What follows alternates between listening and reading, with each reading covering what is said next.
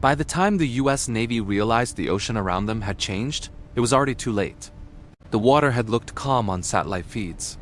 Just another day in the northern Arabian Sea. Tankers, cargo ships, fishing boats, a busy but ordinary sea lane. But under that surface, and riding just above it, more than 100 cheap, low-slung kamikaze drones had already been waiting, engines cold, radios silent, their warheads armed.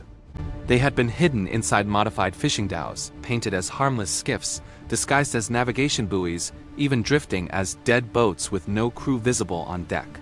To radar, they had looked like clutter. To satellites, they had looked like traffic. Then, in less than 5 minutes, that clutter had turned into a weapon system aimed straight at one target: a U.S. aircraft carrier, 100 drones, a $13 billion carrier strike group. And a question nobody in the Pentagon had been able to ignore after this scenario: what happened when billions of dollars in steel met a few $1 million in explosive swarms? You were watching elite U.S. military, and what you were about to hear was a realistic, war game-style scenario, built entirely from real Iranian and U.S. capabilities, real tactics, and real technology, played out as if it had actually happened. It had started with a pattern. For months, analysts at U.S. Central Command had been watching Iran's drone evolution. Shahed 136 loitering munitions had hit targets in Saudi Arabia and attacked shipping in the Red Sea through proxies. Small explosive boats, remote-controlled, packed with hundreds of pounds of explosives, had slammed into tankers off Yemen. Every strike had been a message. Iran had learned how to use cheap, expendable kamikaze systems to punch far above its weight. On paper, a U.S. carrier strike group was one of the most protected assets on Earth. A nuclear-powered carrier. Aegis-equipped cruisers and destroyers. E-2D Hawkeyes in the sky. F-18s on alert. Electronic warfare, decoys, phalanx CIWS SeaRAM layer after layer of defense. But one concept had kept planners awake at night. Swarms. Not just a couple of drones. Not a handful of fast boats. 100 separate threats coming from different directions, at different heights at the same time. This scenario, the one you were about to walk through, had been built to answer a brutal question. If Iran unleashed a hidden kamikaze swarm at sea, how close could it get to killing a carrier?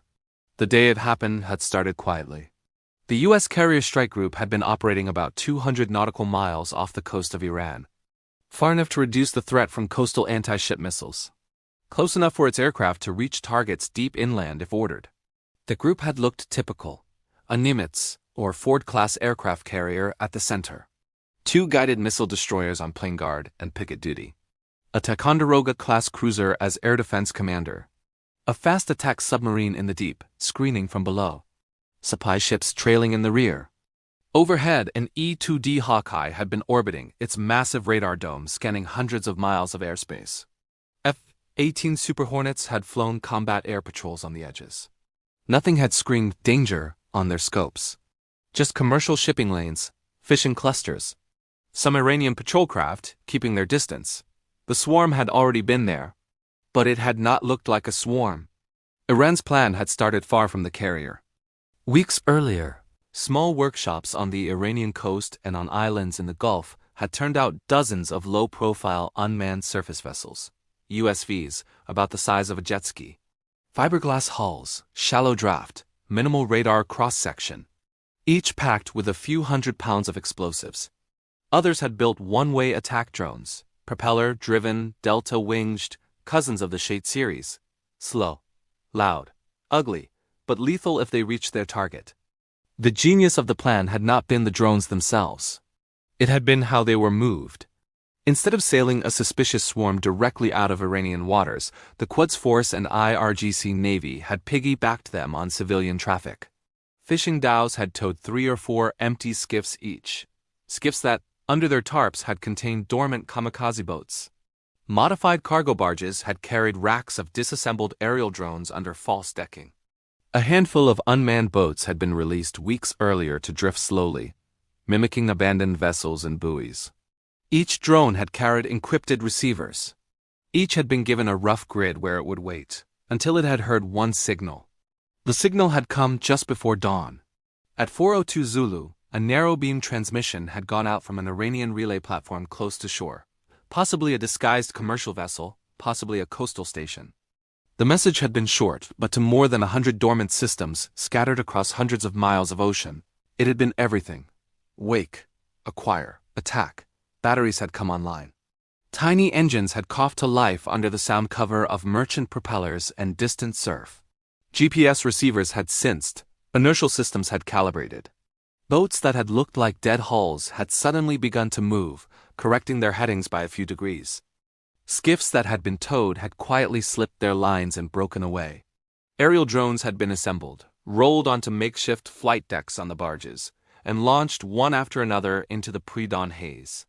To any human observer on a bridge, it had looked like normal activity: fishermen adjusting nets, small boats repositioning, birds lifting off in the gray morning light.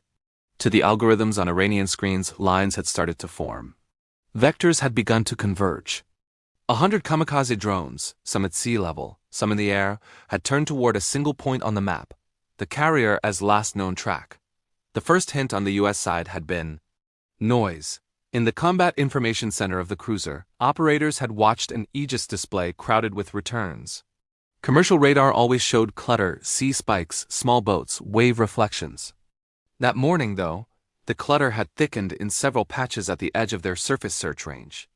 A junior officer had flagged it, a loose blob of small, slow contacts that had seemed to tighten over time, moving in a rough line from the direction of the Strait of Hormuz. It had not been an immediate red flag. Fishing fleets did that all the time. But 20 minutes later, an E-2D operator had noticed something stranger. Multiple low and slow aerial contacts had begun to rise from within those same surface clutter zones. Tiny radar cross-sections, hugging the sea, flying at altitudes of just a few dozen feet. Individually, they had looked like noise. Together, they had formed a pattern. A call had gone out over secure voice. Possible drone activity. Recommend Condition 1 for air defense. General quarters alarms had sounded deep inside the carrier. Hatches had slammed. Sailors had run to man CIWS mounts, missile cells, radar consoles. The battle group had not yet known it was facing a swarm. But it had finally realized something was wrong. By the time they had switched fully to wartime footing, the swarm had already committed.